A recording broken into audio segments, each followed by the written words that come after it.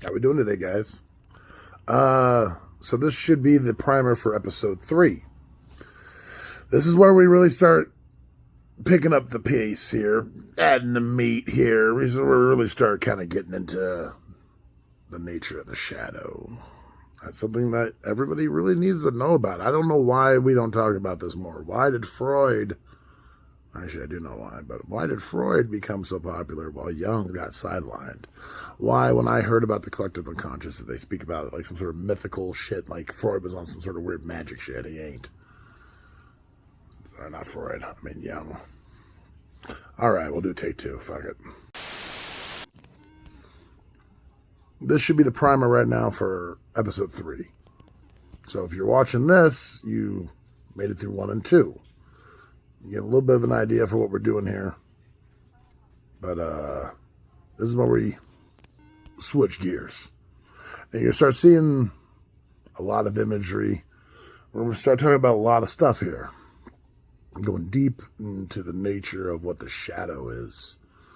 And we're going to start really tying into that Hermes Trismegistus stuff I've been peppering throughout. It's all there for a reason. So anyways. Hold on to your butts for this one, guys. Well, I shouldn't hold it there. There's a shadow. A shadow.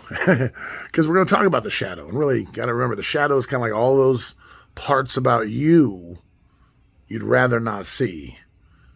But it's more than that. I used DJ Shadow to tie this episode together. Now, I came upon DJ Shadow in like the late 90s, around 2000. I was working at this pot club in San Francisco, the St. Martin de Porres Chapel, San Francisco Patient Resource Center. It was a Catholic Rastafarian chapel. And every day at 4:20, we give out free joints of sacrament. And I was in the clean room bagging up weed, and the guy put on Building Steam from a Grain of Salt by Shadow. And it's the song that I start off this one with, too. And from there, that day I went to the record store that was right next door to that place because it was on Hayden de Visadero. And I bought Introducing and drove my then fiance crazy with it because I listened to it again and again and again and again and again.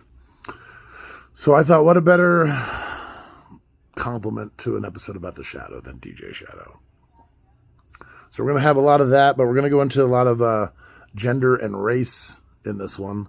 Notions of how collective shadows, kind of create these divisions we see between the races and the genders, and how that's kind of played upon by those who wish to manipulate that division.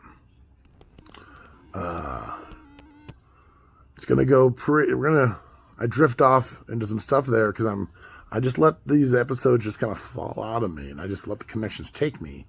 And I do sometimes back myself into corners. You know, we're in a bit of an investigation here, an exploration. But it all does make sense. And I know where we're headed.